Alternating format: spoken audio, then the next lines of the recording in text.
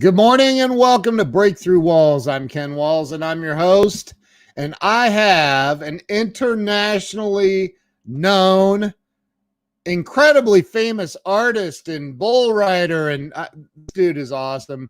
Wait until you meet him. He's got some stories. I can't wait for him to share them. Be right back.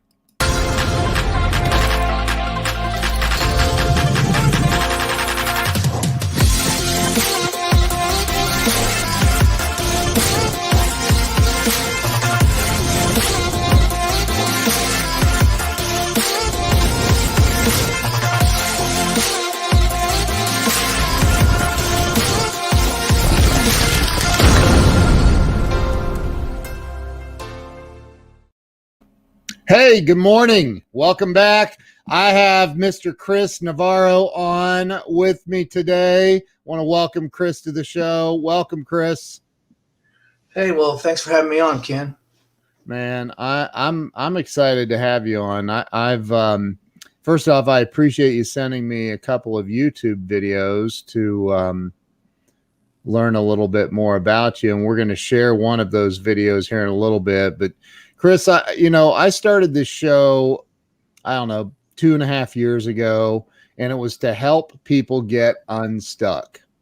And, we all go through those trials in life where we get stuck, man. And I think hearing how others get unstuck, it's inspiring. So we have a lot of rock stars already on here sharing this out already. I appreciate that. Thank you. Chris appreciates that, I'm sure, as well. So Chris, why don't we talk about start with where you were born and raised? Well, my dad was 30 years in the military, so he was Air Force, and I was actually born in Rome, New York, at the air base there.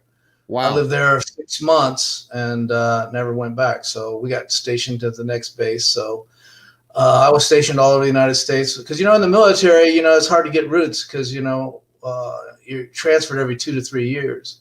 In fact, I graduated high school over in Europe at Torrejon Air Base. So we actually lived in Madrid, Spain for 3 years. My whole high school career was in, that's where I started rodeo, and I started rodeoing on the military rodeo circuit. Started rodeoing against mostly enlisted men, Marines and Navy, Seabees, and hung around with some tough guys right there at the beginning. I was one of the youngest guys out there because I started riding rodeo when I was 16 years old. And you did this in Spain? I started in Spain. I rode in the United States too. And that's my first passion was horses. So I always wanted to be a cowboy when I was a little boy. And I got my first horse when I was 12. He was given to me. Because we had some friends that got restationed and they had some horses and they gave me one of them because they knew how much I loved horses. And so I started showing and training horses when we were stationed at Wright Pat. And I joined 4-H. And then I really loved horses. So when we got transferred, I didn't want to go to Spain because I was just getting my horse training career going. And I was 15, 16 years old. And so we moved to Spain and they had a stables there. And then they had a rodeo club. And I saw some guys riding some bulls in Bronx one day, and I thought, man, it looks like fun. I ought to try that. And I got hooked on it. I mean, bull riding and bronc riding, you don't really do it for the money. You do it kind of like you get into it, and you get an adrenaline rush. It's pretty hard to beat anything else. So yeah, I kind of got addicted to the sport because, the bad thing about bull riding is you're going to get hurt doing it. And it's just like they say, it's not if you're going to get hurt, it's just when and how bad. And so I rode bulls, and then I went to college. I rodeo at Casper College rodeo team, and I moved to Wyoming when I was 18 years old. Wow. I was like I rodeoed all summer in San Antonio, Texas, around Texas, and bull riding was really big in Texas. So I put everything I owned in a car. I bought an old Plymouth Satellite '66 for $250. And loaded everything I owned and drove up to Wyoming when I was 18 years old. Didn't know a person in the state. And I've been living here ever since. Wow. Yeah. And you went to college in Wyoming? Yes, sir. For bull riding? Well, I rode bulls in college. They had a rodeo team, but, I think my major was animal science technology, basically, learning about livestock and everything like that. I didn't even take art when I was in college. I wish I would have. I never thought about becoming a professional artist until I had that experience when I was 23 years old. I had an experience, and then I always liked art in high school. It was my favorite subject, but I didn't even know you could make a living as an artist. I was pretty naive when I got started. Charles Coachman says it takes a special man to say that looks like fun. well, yeah. So I got interested in the bull riding, and then that was I really wanted to be a professional bull rider, and I gave it a try for a while, and I just got tired of not having any money and being hurt all the time. So, I mean, bull riding kind of gets beat out of you. So my son became a professional bull rider. He rode bulls in the PBR. He made the top rung of bull riding. But same thing happened to him. I mean, he got hurt bad several times. I mean, the bulls are so ranked nowadays. And the PBRs at the top of the form. They have one over in your place once a year. They used to have a PBR event. I don't know if you ever watched professional bull riding on TV, but it's a pretty big deal. Yeah, I've seen it. It's something that I wouldn't sign up for. I'm just going to be honest. It's a young man's game. It's definitely his game, and you got to be pretty lean. I mean, you don't see any big, heavy bull riders. I mean, it's a tough sport, and it's one of those sports that really isn't paid for the risk that the athletes take. Because if you look at the professional sports, bull riding is probably one of the lower tiered athletes that get paid, and you don't get paid unless you win. Yeah. Or you get sponsorships now. But, I always say bull riding takes you into some deep water. So that's one of the things that's the draw of it is you're doing something pretty dangerous, and it kicks it it takes your mind to a different level that you don't get in everyday life. So anyway, so like I said, that's what I started as my first passion was really rodeo. And then I saw some sculptures one day by a famous Wyoming artist named Harry Jackson, and that's how I got into art. So you, when you say you got hurt, I mean, it's 100% of the time you're going to be thrown off the bull eventually, right? Like, yeah, 100. You got to get off the ground. I mean, you gotta.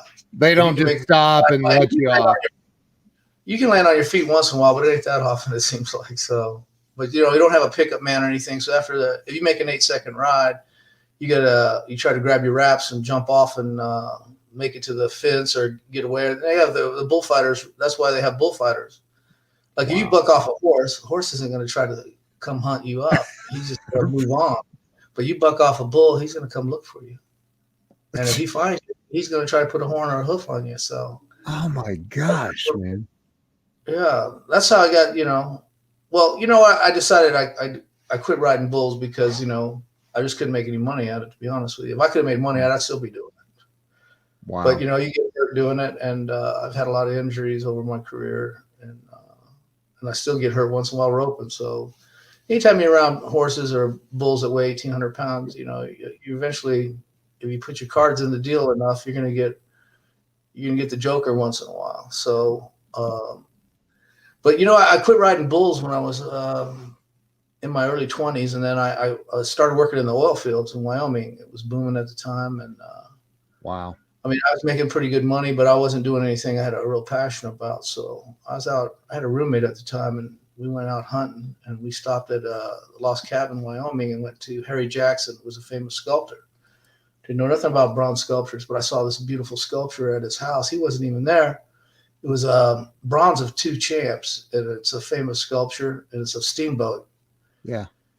And steamboats if you notice, Wyoming has a bucking horse on our license plates. That's Steamboat. It's a famous bucking horse from 1900s. And so I was looking at the sculpture. It was called 2 Champs, and it was the most beautiful thing I ever saw. And I wanted to own it. I said, I want to have that. It's this cowboy spurring this bucking horse. And it's just beautiful. And I said, how much is that? And the guy goes, it's $35,000. I said, $35,000? Well, I can't afford that. Maybe I go make me one. So the next day I went in and I drove down to the art store at Godek's right here in Casper on 2nd Street. And I walked in there and I saw John Godek, and I said, hey, I don't know anything about this bronze business, but I'd like to. Can you sell me all the supplies I need? And he sold them to me. And I took them back to I was living in a trailer at the time, and finished my first sculpture. It was a bull rider. It was called Spinning and Winning. Also went to the library and checked every book I could out on sculpture. And, I'm a big believer in books, but, yeah. A lot of people think, are you a self-taught artist? I don't like using that term. I'm a self-educated artist. I mean, I learned from everything. there's a great quote by Ben Franklin. I don't know if you heard it. He goes, "You show me a self-taught man, I'll show you someone who had a fool for a teacher." Because, you learn from everybody. You learn from other things. Just looking at art, I can learn from somebody, or from a book. So I don't consider myself self-taught. I'm self-educated. So I started doing my first sculpture. I finished it, and it was a bull rider. And actually, I called it Spinning and Winning, and I entered it in an art show in Cody, Wyoming. And the guy at the foundry entered it for me. He said, "That's a pretty nice piece for your first sculpture. Why don't you enter it?" And I said, "Well, I don't know. It's my first piece." And I was entered in the amateur division. I won a blue ribbon and $15. And I thought, man, I'm on to something now. And it felt really good, a little bit of validation. So I kept sculpting and getting my career going better. And then in 1980, I met my wife, Lynn. We got married, and I was still working in the oil field. And then I like to celebrate March 13th, 1986. That's the day I quit my oil field job and steady paycheck and became a full-time artist. I hadn't really sold that much art till then. I just enough to pay my foundry bill. And I remember the day I quit that job, and I went home. I didn't tell anybody I was going to quit that job. I'd been there for almost 9 years. And wow. I just, what? And I had a little boy. He was 10 months old. JC was my son. And I didn't know at the time my wife was pregnant with our daughter, Natalie. And I don't know if I'd have quit right then if I'd have found that out. But anyway, so I quit the job. Like I said, I didn't tell anybody. I just quit. And I just said, if I do art part-time, that's all I'll ever be, as a part-time artist. So that's what I wanted to become, a full-time artist. And then I just, every day I'd wake up and go work in my studio. It was in a little 2-bedroom home, and started making one sculpture after another, started getting better and better. That's how my career started. Now were these sculptures that you were making, were they huge or were they little, desktop?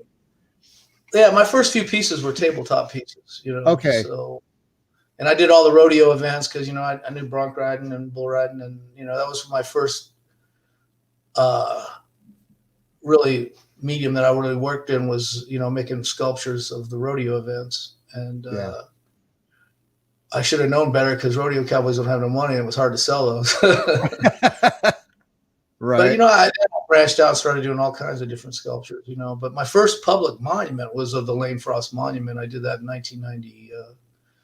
I started in 1992, dedicated in 1993. I don't know, a lot of people that know bull riding know who Lane Frost is. He was the world champion bull rider that was killed at Cheyenne Frontier Days in 1989. And they made a movie about him, and Luke Perry played him, and it was called 8 Seconds. And he's still a legend now. I mean, he's still talked about today. And that was the first public monument I did. It was a 15-foot tall bull rider.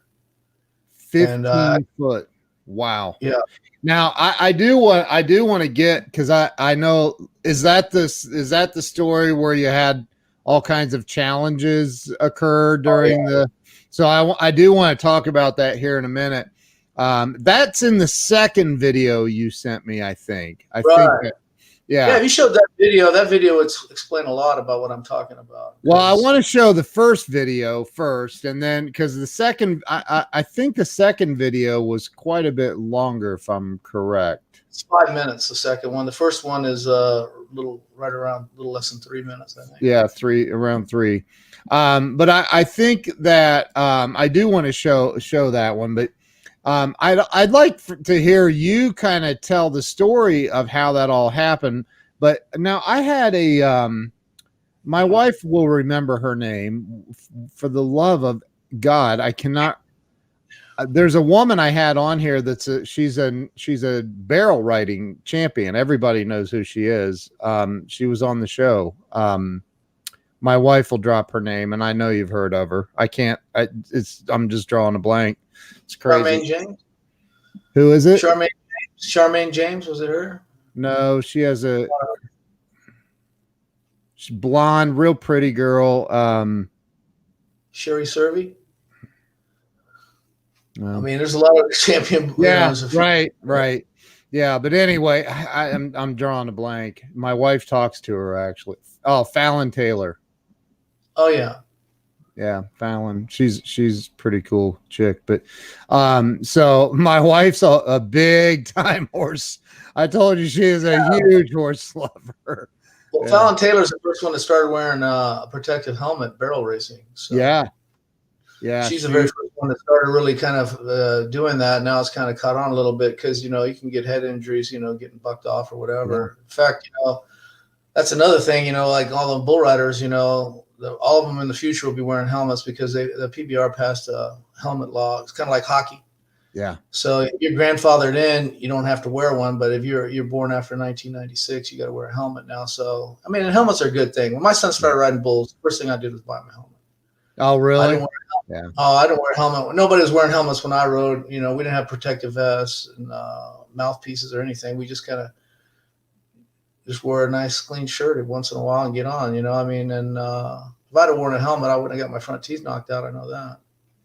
So helmets and concussions, they save a lot. So, I know who found her. She's a world champion, but she's the one who started the helmets. She almost died, and she told that story, like how she literally almost died, and it was bad. Well, she said that they told her she was never going to walk again after her accident. So, my wife talks about, she never rode horses without a helmet. When I met her, she had 2 horses. They're both passed on since then. But so with so you started your career literally riding bulls and being in the rodeo, and then you moved into becoming an artist. And I love the fact that you said, I never even took art in college. I wish I had, but and you became a professional artist. I went back later on and took some night classes, when I started I learned photography, I learned drawing and painting, and I took some composition classes. I went back at night school while I was still working in the oil field when I decided that that's what I wanted to do. But the whole time I was in college for, going full-time student, I didn't take one art class, and I'm just like, oh, well. I never thought that I could make a living as an artist back then. It never really entered my mind until I saw that bronze sculpture, and it just lit a spark in me, And, wow. Why don't I play this video that you have? I'm going to play that, and if we have time, I'll play the other one, or we'll at least share the links so people can go back and watch that. But I'm going to play the first video now. But are you cool with that? Sure. All right, hang on. Let's do it. The Art of Rodeo is a book and traveling museum art show featuring works of artist sculptor Chris Navarro, painter Brandon Bailey, and photographer Randy Wagner.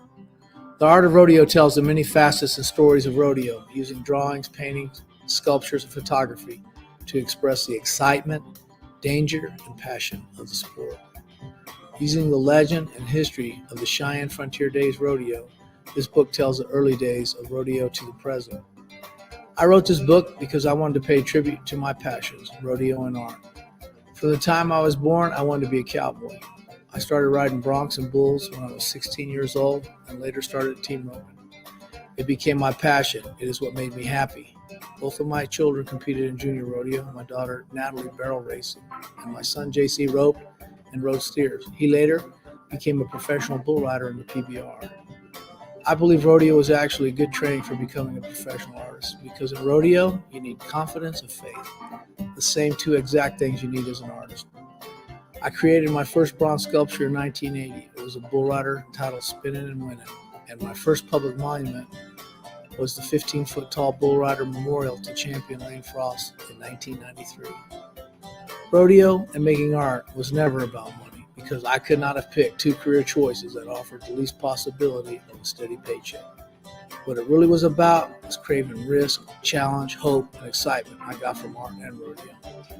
Some passions, they become part of who you are.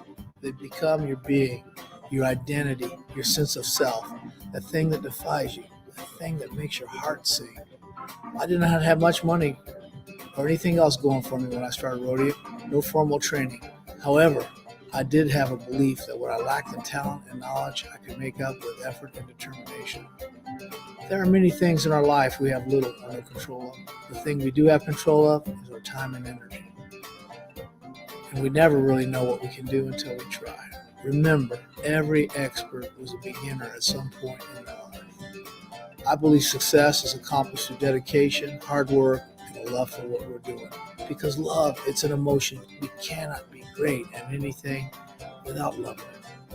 So don't let the fears of the unknown keep you from following your dreams. Don't be afraid to embrace the struggle. Go out there, follow the dreams that gives your life joy and passion. Life's too short not to. All artists want to inspire others with their work. It is my hope that once you pick this book up, you'll not be able to put it down.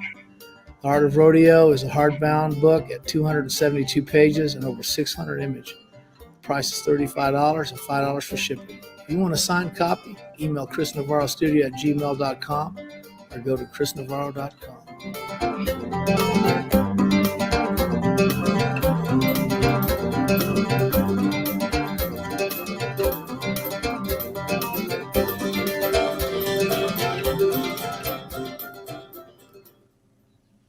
That's awesome, man. Well, thanks. Yeah, it's a new book. I just finished. It's my fourth book. That's another thing I got into, writing books. Yeah. I started writing books about my art, and I mean, I didn't have any publisher coming to me and saying, "God, we got a great story. Let's do a book." So, I've always been kind of a self-starter when it comes to things. I don't want to wait around for someone to discover me and make my success happen. You got to go out there and make your own success. So I started writing books, and this is my newest book. It just came out in June. So Wow. it's probably the best book I've done.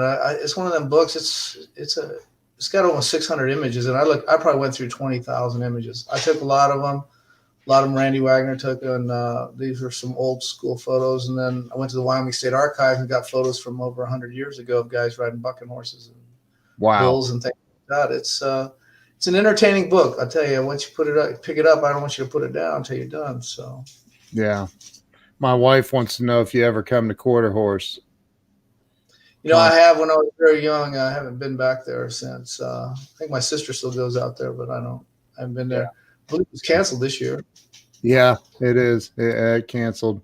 Well, I told you she used to run the Ohio State Fair, so her Sure. she's friends with all them down there. But so and Charles asked a good question. Did you have any artists who inspired you or who were inspirations? Now, even before I started doing art, I love Charlie Russell's work. He's one of my favorite. He had a great sense of humor and just really talented paint, sculpt. He could kind of self-educated too. He was up from Great Falls, Montana, is where he's from. I've done that show a few times, the Charlie Russell show. Then you have another great is Frederick Remington. Frederick Remington died very young. He was like 48. Wow. But he left a great volume of work. You see all these bronzes that are Frederick Remingtons that are being recast now because, the copyright on his life went off. So an artist usually has a copyright of like 75 years on his work after his death. So that's why you see all these Frederick Remingtons being for sale everywhere because, they're great designs.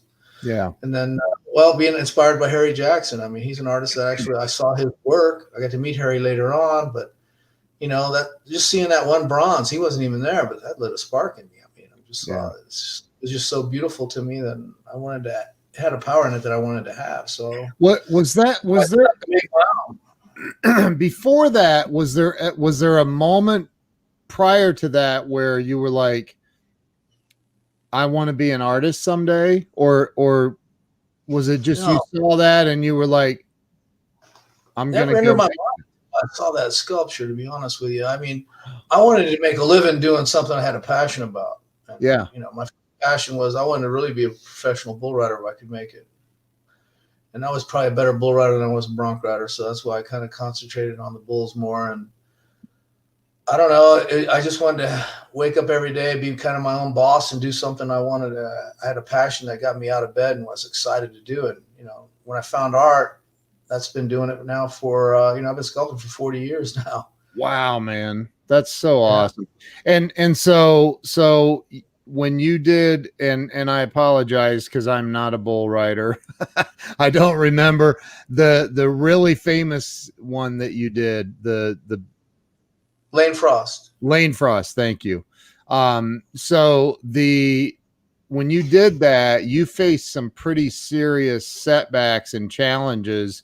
I'd love for you to tell that story about how that went down, because you cover it quickly in the second video. But what are some of the details that happen? So you decide Lane Frost, who's the most famous bull rider, you said, like, in the world, right? I would say so. Yeah. Yeah. I mean, he's kind of like, you know, he was only 25 when he died. He died actually competing, and he rode his bull and got off great. And there's a great story about that. But, you know, he died in 1989 at the last performance at Cheyenne Frontier Days. In fact, he won second that day. And wow. The bull's name was taking care of business. And he come around, and Lane fell into it was kind of a muddy arena, and he got off pretty good. The bull come around and saw him laying, you know, down, you know, he was on his knees on the ground, and the bull spun around and had great big horns on him, you know, baseball bat horns. And he run one of them through his ribs, and it punctured his aorta, and it killed him right there in the arena. Oh my God. You know, yeah. And so I was driving by Frontier Days, you know, it's at Cheyenne, Wyoming, and it's the biggest outdoor rodeo in the United States. I don't know if you've ever been to Frontier Days. It's 10 days long, and it's unbelievable. They open that buck and shoot, I don't know, 150 times a performance, because they got all kinds of events going through, and it's a special rodeo. They call it the Daddy, and there's a reason for it. In fact, this is going for 100 and this year would have been 124th, and was canceled because of COVID, because they have so many people show up. So it's the first time it's ever been canceled. I mean, it went through World War I, World War II, the Depression, Spanish flu, even. And now it's been canceled. So hopefully it'll be back next year. Yeah. So that's what the monument is. Well, anyways, I was driving by the arena, and I this idea. I said, you know what? If I could sculpt any monument, I want to do a monument, because I hadn't done a really super big piece then, and I thought, well, you know what I'd like to do is do a bull rider, and I do want a Lane Frost. So I called his parents, and they loved the idea. So I made a presentation to the Cheyenne Frontier Days Rodeo Committee, and I needed to raise, I think, about $150,000. This is in 1992, and I was going to raise the money by making small maquettes, 18 inches tall. And I thought, if everybody donates $1,000 to the Lane Frost Memorial, I'd give them a small 18-inch tall maquette it's called a maquette, the study piece for the monument. And so I thought, that's how I'll raise the money. Because, you know, you just go ask somebody, hey, you want to give me $1,000? I want to do this project, you know. But if you give them more than what you're asking, then you'll be successful. Right. So I went down there and gave a big presentation, and they turned me down. They called me up. They said, well, let's think about it. They called me up, and they go, we're doing a great big add-on to this wing of the stand, so we're going to pass on your offer. I said, well, how about if I raise all the money? And they said, well, if you raise the money, we'll take the sculpture. And I said, all right. I said, you guys build a pedestal. And they said, well, if you bring the monument, we'll build a pedestal for it. And I said, all right. So that's how I got started. So, wow. I mean, they told me no right off the first week I started the project. And then, so I started working on the monument. I started selling maquettes. And I tell you what, once people started finding out about the project, and that they were getting these beautiful little 18-inch tall bronzes, and in exchange for the $1,000, kind of sold itself. So I started selling enough of them, and I decided, well, I'm going to do the monument. So I started sculpting on it. Just when I started doing the monument, my dad, I talked to him, and he said he was going to come to the monument, and then he suffered a stroke about a week later, and he died from it. So I had to fly back, and we went and buried my dad, and I got pretty depressed about that. And then just as I started getting almost finished with the monument, it burns up in a fire at the foundry. You know, there was a clay heater warming the clay up, and I had everything done except for the base, and I was just sculpting the base. And I remember waking up at 3 a.m, and I was living in a little room at the foundry, because this piece was taller than my studio was at the time. Yeah. So I was sculpting it there. So I was working Monday through Friday, and then driving home on the weekends, because it was in Cody, Wyoming. So volunteer fire department, I called them at 9. I called 911. First time I ever called 911, because I wake up, it's hard to breathe, and my room's full of smoke. I'm on the second floor. So I jump out I call 911. I jump out the second floor, and I'm pulling my vehicle away, and I go around, and I see this big fire ball right next to the sculpture. It's just burning it up, melting it. Because I made it out of an oil-based clay, and that oil-based clay burns like a tire, so it burned like a really thick black smoke. And, yeah. So, and I got pictures in the book. You know, I kind of show all the damage. It just completely destroyed the surface of the sculpture. And This was on March 6th, and I had the dedication in July. So I thought, wow, my back's against the wall here. So I ordered new tools and new clay and that very day, and started working 16-hour days, and I got it back and finished it. I mean, I finished it just a week before the dedication, and I drove it down there. Wow. So every time I started feeling good about this project, something come along and kind of kicked me in the gut. So, but I just had to get it done. So I just did you go ahead? Did you you said that it started melting, the clay started melting. When you started back on it, did you use what you had already started with, or did you have to start over? No, I had to redo the surface. The clay got melted. Most of the clay, it had a foam core in it, that we carved the foam. Yeah. So we used styrofoam underneath it. That was at the time. Now, things are different now.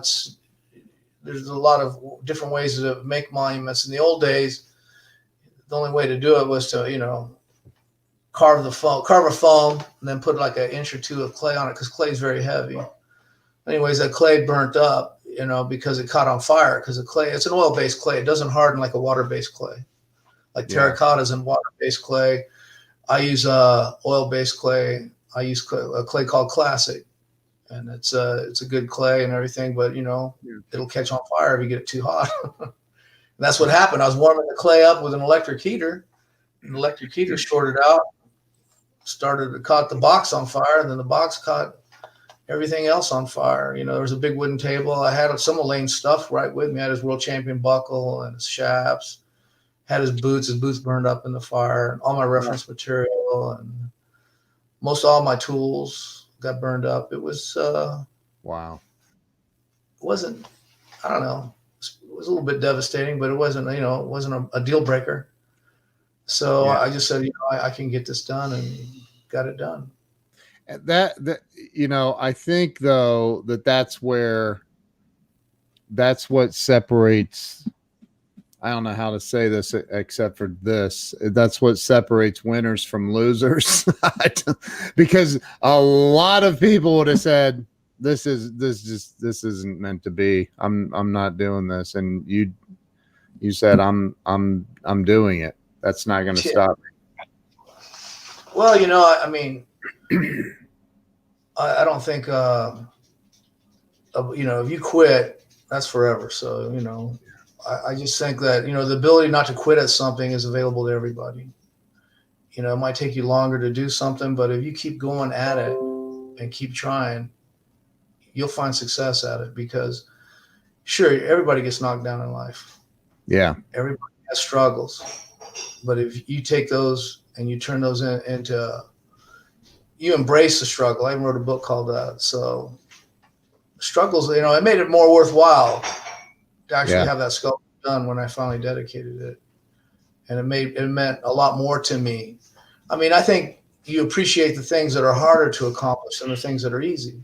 Yeah. If it's easy to accomplish, if something's very easy to do, there's not a lot of value in that. It's the things that are hard to do that you find more value in. That, and who doesn't want to reach down inside themselves and try something that they're not sure that they can do, but when they do it and accomplish it, it's just the best feeling in the world, and that's, I don't know how, it's hard to explain like that, but I like to, in fact, that's one of the things I talk about. There's a great book called Flow, and it talks about how you get your mind in a certain state where you don't think, you don't try, you just do it.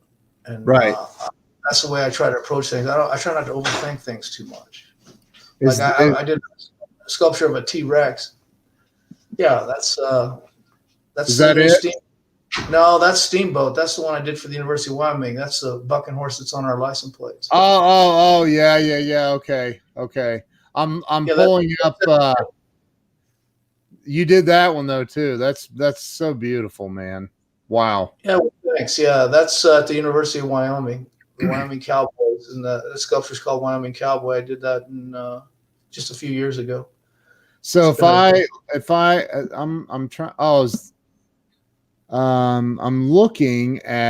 I'm on Google Images, and I'm looking at some of your Is it on? It's on your website, I'll bet, isn't it? Oh yeah. In fact, you want me? Let me share my screen. I can pull up some monuments, and we can talk about the different. Yeah, monuments. I'd love for you to do that. I think when you visually see a lot of the work, it makes it a little bit different. Yeah. So share your screen, and I'll pop it up here on the screen once you do. All right. Am I sharing it now? Do you see it? I don't see it yet. No. Okay, share screen. This comes up. So you don't see it yet, huh?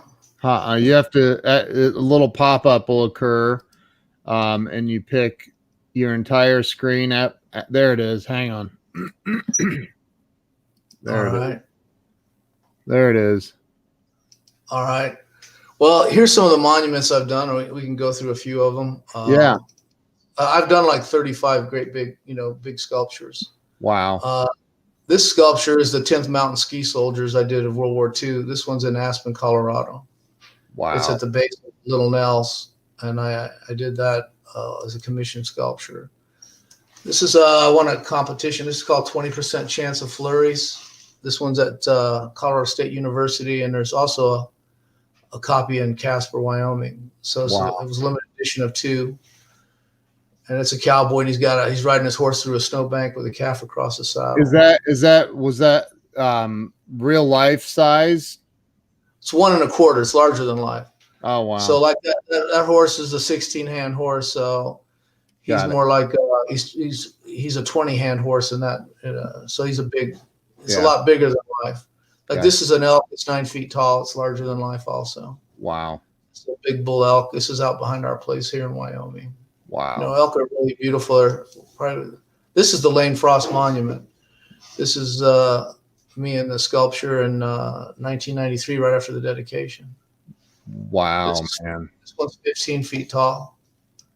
Then this is a Columbian mammoth. This is a life-size Columbian mammoth I did for the Washakie Museum in Worland, Wyoming.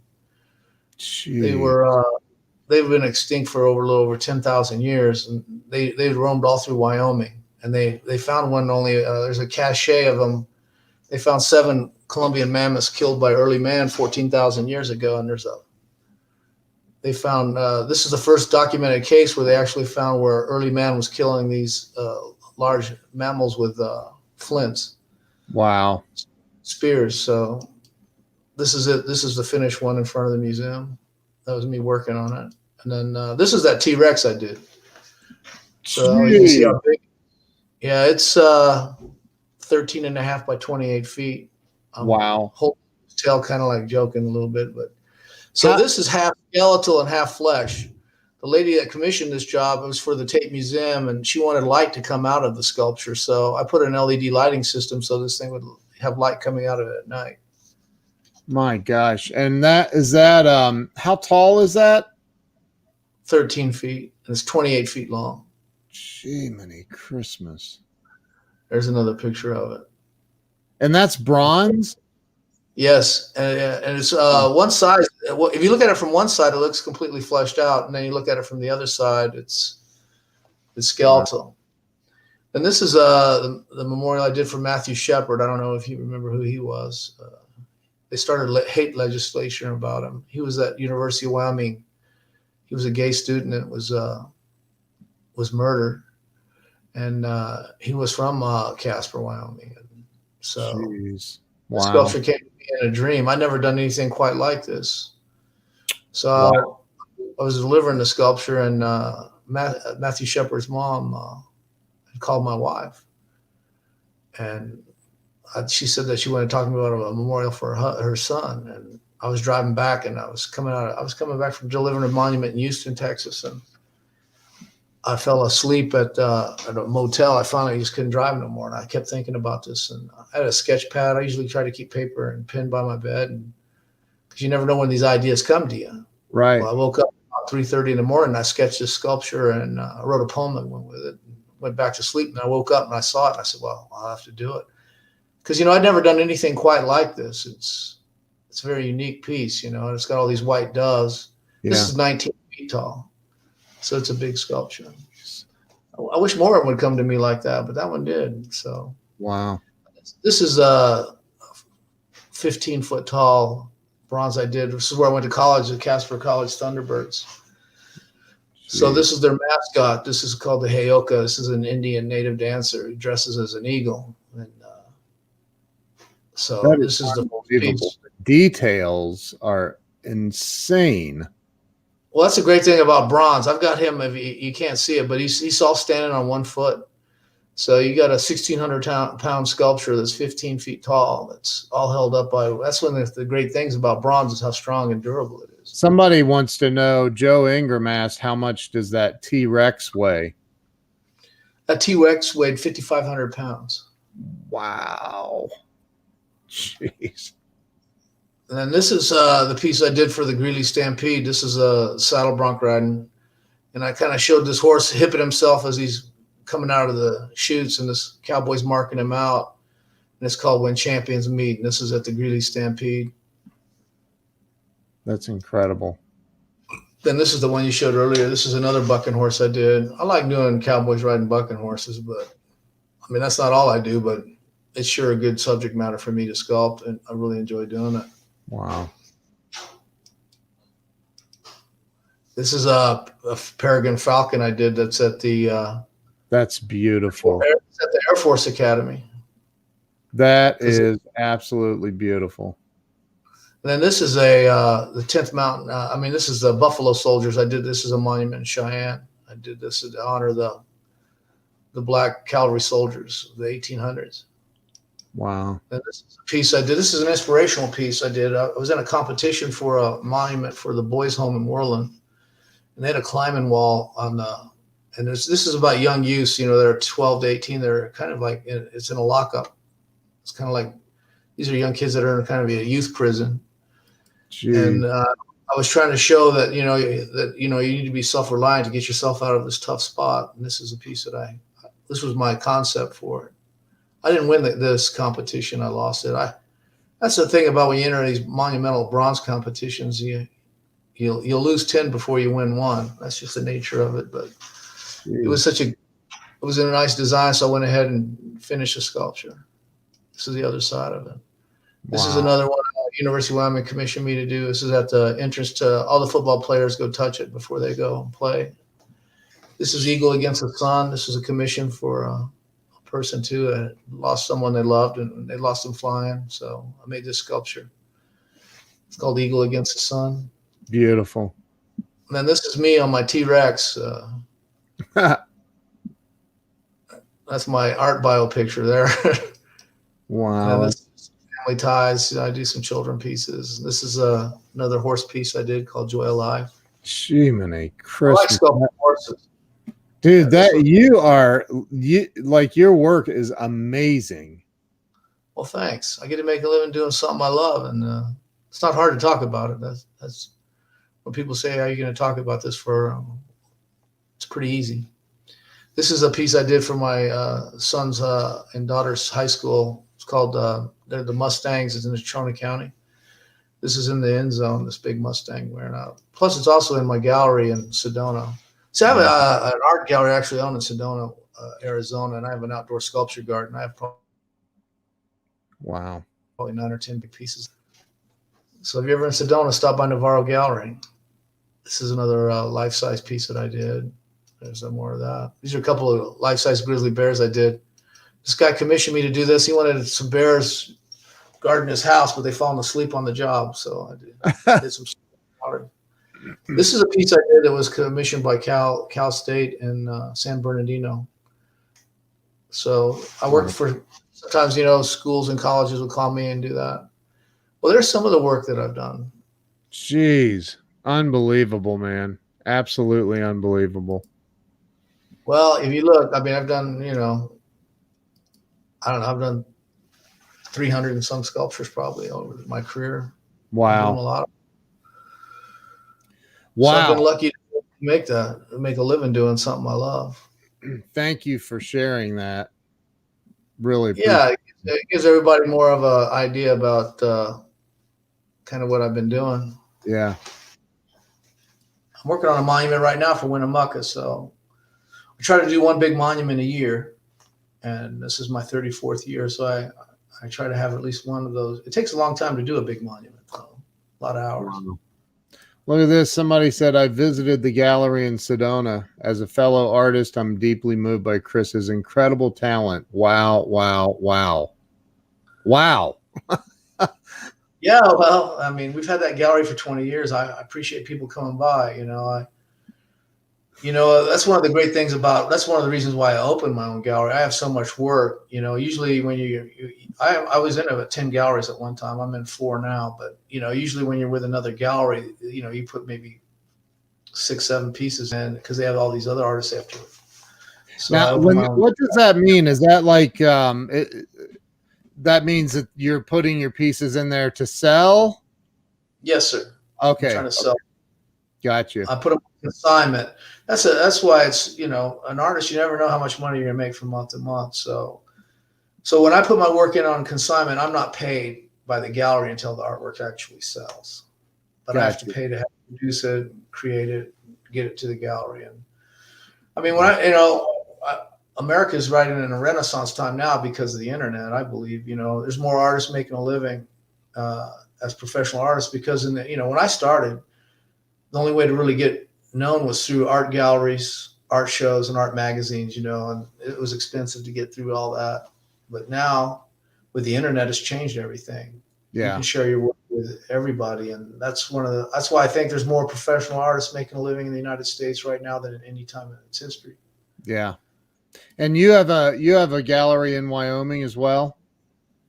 Yeah, I show in 3 galleries in Wyoming. There's one in Cody, one in Jackson Hole, Wyoming, and one in Cheyenne, Wyoming. So those galleries all show my work. Wow. In fact, I don't know if you've ever been to Jackson. Jackson's about as pretty a place as you're going to see. I remember when I drove through Wyoming on my way to Seattle, and all I remember is going up some giant mountain. And by the time I got to the top of this mountain, I mean, it was literally like you could look down and see a town as you're coming down the mountain. You could see the lights of a town or a city, I guess. And I don't know what it was, but like you could see it from as you're coming down. It was. You just described about a half a dozen towns in Wyoming. Yeah. Well, it was on an interstate. I know that, but yeah. It's such a beautiful state. It's so beautiful. I moved here, like I said, in 1974 when I was 18 years old, and I've lived here ever since. Wyoming's a very unique place. There's not many people here. We're the least populated state in the United States. There's only 550,000 in the whole state. Joe, probably some of the prettiest country you've ever seen. I mean, it's a very unique place. Lots of wildlife. Joe wants to know if you can make a bronze statue of me so he can put it in his backyard. Ken, we'll have to put a bid together for you, I guess. Oh, that's so funny. So, you've been through it, man. I mean, just the bull riding part of it. I know there's a lot of bull riders and retired bull riders. But I mean, retired bull rider at some time. Yeah. But I mean, that's pretty incredible because most people would never want to. That's a pretty dangerous sport. I mean, there's not many that are more dangerous that I can think of. So you've done that. Then you decided to become an artist, and by reading books and learning on your own, and then going to school along that way. You've had some serious setbacks making, well, at least the one. What do you think keeps most people from succeeding in life? Like, you've pushed through it and you've become very well known in what you're doing. I mean, what do you think holds most people back? I believe their mindset. I believe, that's probably the biggest thing. I believe, your mind is probably the strongest thing you can have. And if you're mentally, and that's why I tell people like bull riding was really good training for being a professional artist. And a lot of them don't understand that, because the same two things you need to be a good bull rider, you need to be an artist or anything else. You need to have confidence. And you need to have faith. And I believe, if I see something, I feel like I can, like I learned how to fly an airplane. I got my license, learned scuba dive. I mean, all these things that, I try to live my life with as little fear as possible. Yeah. And that's a strong thing. And I believe, like, even now when I work in my studio, I listen to books constantly, all nonfiction books. And I listen to probably, I don't know, 80 to 100 books a year. And I just find these great stories, and they inspire me, and it makes the day go by where you get a really good book where you just want to keep reading it. And I think that you program your mind that way. I think, if you're around negative people and that's all you hear is negative things, you're going to be negative. But if you're around positive people and positive things keep going into your mind, you're going to have a positive attitude on life. It's easy to be negative. You can roll out of bed and be negative right from the start. It's hard to be positive all the time. And, when things don't go your way, which happens all the time, and an artist, you got to deal with a lot of rejection. Yeah. I mean, more so than you'd think. Because people, you put so much time and effort into your work, it's hard not to take rejection personally, because you got so much of yourself tied up into it. But, I can't worry about what's going on in other people's minds. I got to worry about what's going on in my own mind. And so I try to make sure that I have a belief that I can do something and make it happen. And I write my goals and dreams down all the time. I just finished a piece that I've been putting in front of the Boys and Girls Home clubs. There's 2 of them in Wyoming. It's called Dare to Dream Big, and it's a cat, and he's looking in a mirror, and he sees this lion looking back at him. Yeah. And it's on 2 books that say the power of belief. And I believe that that's true. I mean, if you think you're a lion, you can be a lion in your mind. And then that gives you that strength to push through anything that's in your way or tough. Like I always tell myself, I don't have any choice in the matter. I'm going to be tough, and I'm going to be brave, and I'm going to get through this. And that's gotten me through so much in my life. Even when I get hurt, I got hurt really bad in a bad horse wreck. In 2014, I got into this matched horse race. I was on a ranch on some dude ran. I was supposed to do a sculpting demonstration. And next thing I know, I'm out roping with the working cowboys, and this guy challenges me to a matched horse race. I say, sure. So I get into this matched horse race. I win the race, but this other guy that was taking pictures of the race, he let go of his horse, and my horse T-boned him going about 40, and the horse flipped over and rolled over the top of me, and I had to get life flighted. I broke 9 bones that day, and collapsed a lot. And I'm thinking in there, like, and they were putting me in that life flight helicopter. I'm thinking, like, man, I got that dedication for that Wyoming Cowboy. The one I did for the University of Wyoming was 4 weeks away. And I was thinking, like, man, how am I going to get through this? It would have been for my wife coming down and getting me and hauling me home. I was in the hospital for 3 days. And I broke myself up. I had to get a bunch of screws and plates in. But you know what? I started just, like, every day, you're going to get a little better. You're going to get healed up, And now,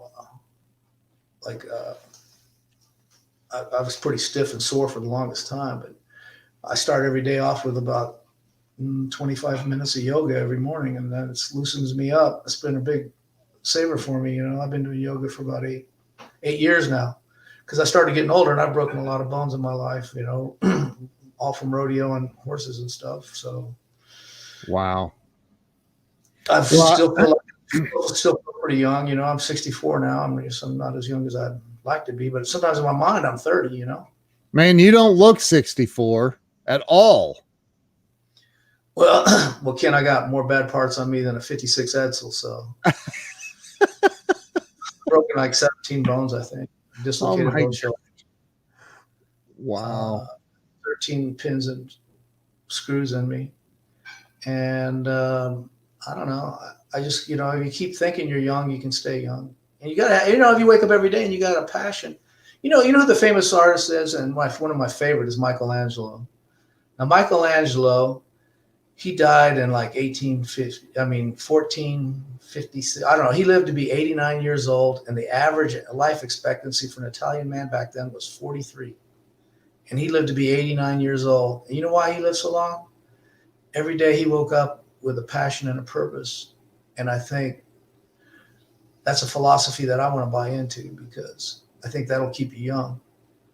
And he's probably the greatest artist that's ever lived, in my opinion. I don't think of anybody that was more talented or was able to accomplish more than that man did. And like I said, he lived to be 89, and when the average person only lived to be 43. Why is that? There's got to be a reason.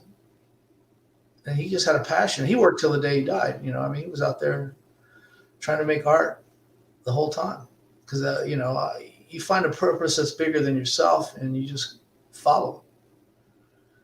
He didn't quit. Wow. Dude, that's incredible. Find a purpose that's bigger than yourself. Yeah, I'm fortunate. I'm making all these big bronzes. And I maybe got another 20 years in me, and I'll probably be going down the road. And all these monuments are gonna be around for hundreds and hundreds of years after I'm gone, and that makes me feel pretty good. Makes me feel like I've done something with my life that meant something. I was going to bring this up, and I thought, no, I'm not going to. And then somebody in the audience just brought it up. And so I'm going to throw it up on screen and see what you think.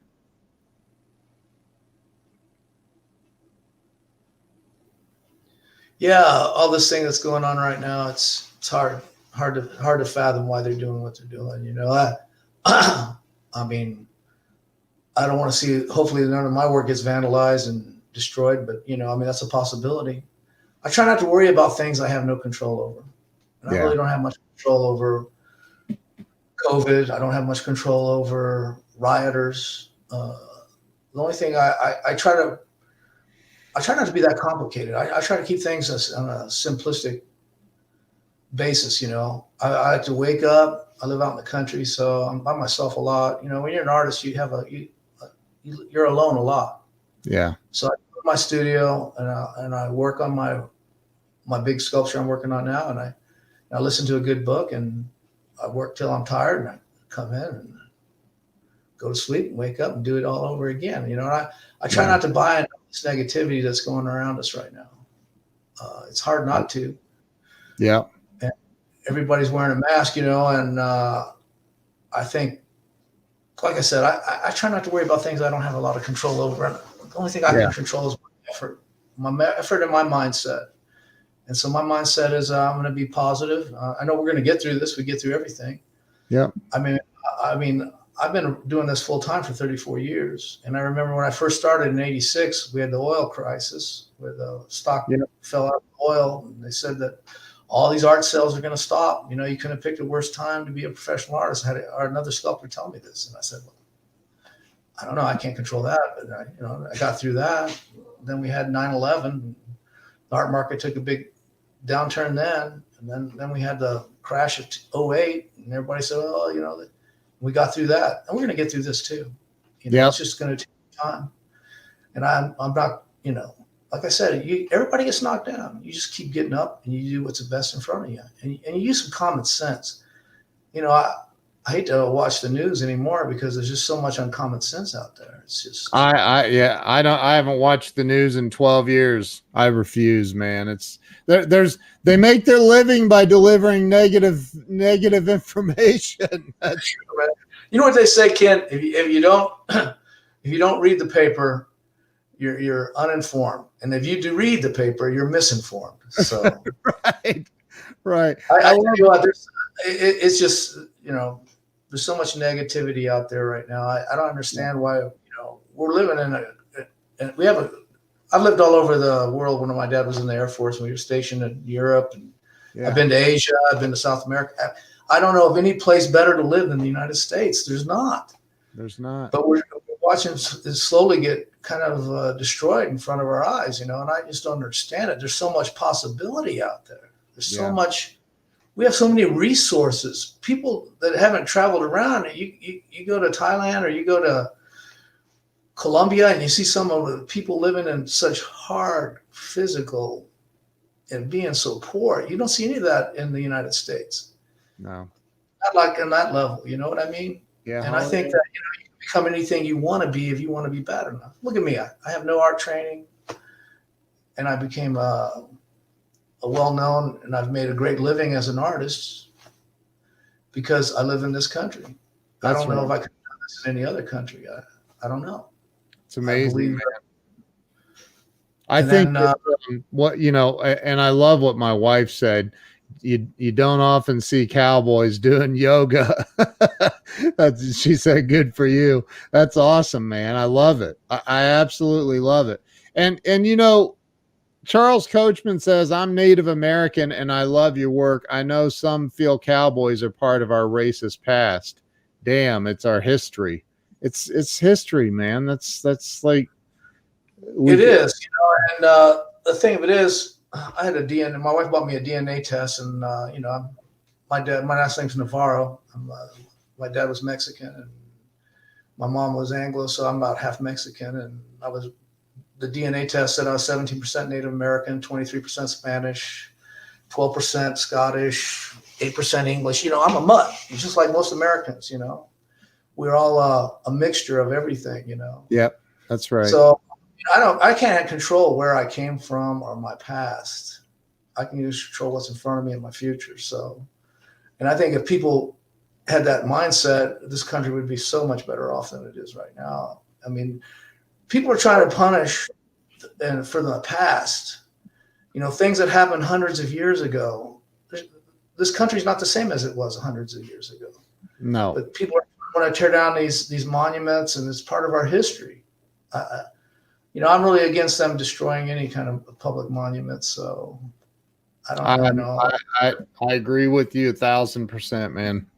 I think, again, the best way to repeat the past is to destroy the memories of it. And, you know, we're going to, anyway, we could get into a big political discussion. We probably shouldn't, but you know, I think, man, first off, I'm very, very grateful that you invested the time with me today and shared your story with the audience. And I want to make sure that I put your website address up here. So let me do that real quick.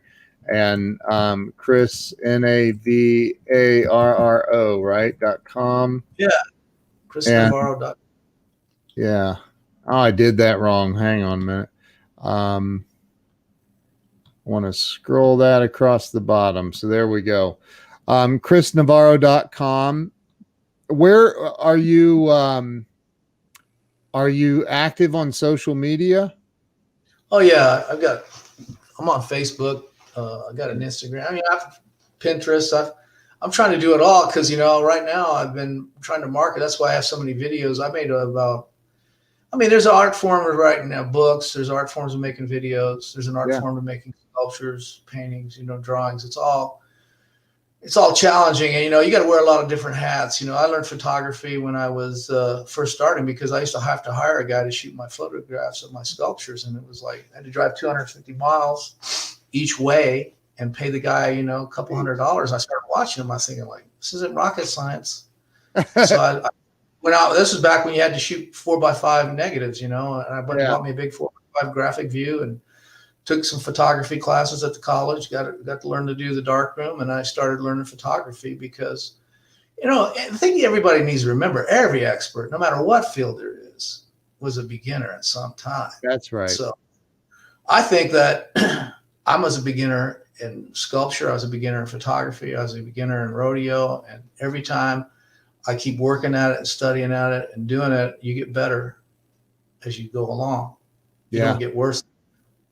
And, you know, you just that, like I said, like even like I love competing now. I still compete in team rope, and then I try to keep it simple. I just focus on my target and take my first good shot. I mean, that's pretty much my simple way of looking at it. And it's been pretty successful for me, you know. So even after the horse rolled over you and you broke 9 bones and had to be life flighted, you still get up on the horse and go. I got on that same horse like it was 3 months later, 3.5. I couldn't Did the horse break any bones? He had a little bit of a vet bill, but not as bad. The horse he hit broke a bunch of ribs. I mean, jeez. I think it was a big horse. He was probably 16 hands, weighed 1,300 pounds, and I think he didn't get hurt as bad because I broke his fall.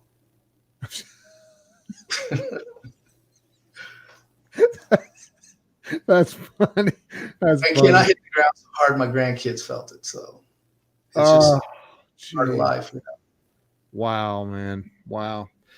Man, Chris, you're awesome, dude. I really appreciate you taking the time. My pleasure. Go ahead and wrap it up. And everybody go to chrisnavarro.com. I would imagine all of your social media links are on your website. But yeah, go over there and follow this guy. And you got to get on the horse, you fall off. Or you got to get on the horse of, I think there's a typo in there. Rule number 1. Look, everybody go follow Chris on Facebook, Instagram, everywhere. Chris. I wanted to plug my new book too while I'm here. So it's The Art of Rodeo. It just came out. Oh, yeah. I didn't even realize you had one laying there. And it's 272 pages. It's got 600 images in it. And I promise you won't be bored. Some of the things we talked about are in there, but it's just, wow. It's just the whole sport of rodeo, mostly about Cheyenne Frontier Days, how it started in 1897. And, it talks about all the early athletes and about how some of them lost their lives doing it. And is that that's on your website. Is that on Amazon also? I haven't put it on Amazon yet. I have a couple other books on Amazon. I'm going to go over there and do that. I'm just trying to sell a few through my website. I'm self-published, so yeah. It's like being self-published. I bet you just, you do the best you can with the book you do. And every book you do, this is my 4th book. So I've gotten better at it. And hopefully I have a few more books and a few more monuments in me, but I'm starting to get a little long in the tooth. But I plan on doing this until they throw dirt on top of me. So I'm just going to keep doing what I do every day. And hopefully I'll make it as long as Michelangelo, 89 would be a nice goal. That's a great goal to have, man. Or 109 even. I don't know, man. I'm not trying to be greedy here.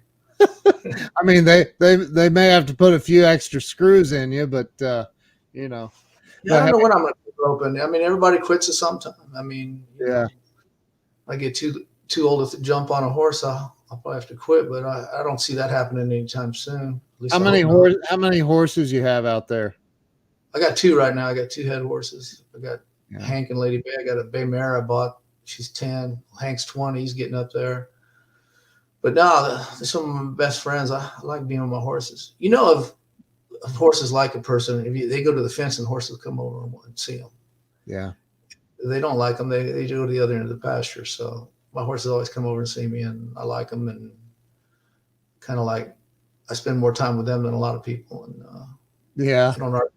they don't argue with me too much. Samuel says he has 3 horses. He says you must let them know you're the boss, or they will lead you in the wrong direction. That's true. Horses can sense. Like when you put a really non-experienced rider on them, they sense it. They know it. If a horse can feel a fly on his back, he can feel something like that. So yeah, right. Yeah, horses, you got to kind of, it's just like with training dogs, where you got to be the alpha and kind of like let them know that they're taking orders from you. I mean, if you want to have a good relationship with them, you get them to do. I mean, that's why I like roping. I mean, you're going from 0 to 35 miles an hour and trying to catch a steer as fast as you can. It's pretty fun. You get focused for that short time. So that's why I call it being in flow. I don't understand why I like doing it so much. I just do it. That's the secret to being happy. You just find the things you like to do and just keep doing them. That's awesome, dude. I love that. Man, thank you. I appreciate it. Stay with me. I'm going to end the live stream, but thank you to everyone who shared this out, who's been here with us. Chris, thank you for coming on. I appreciate your time, and your story is absolutely incredible. Hey, well, thank you. It's a pleasure to share it with you. Everybody go over to chrisnavarro.com and pick up a copy of his book. You're going to sign it. You know it. That's awesome. I'm getting a copy of it today. Appreciate it. Thank you. Thank you. And thank you to everybody for being here. We'll see you all tomorrow. Chris, hang with me here for a second. Okay.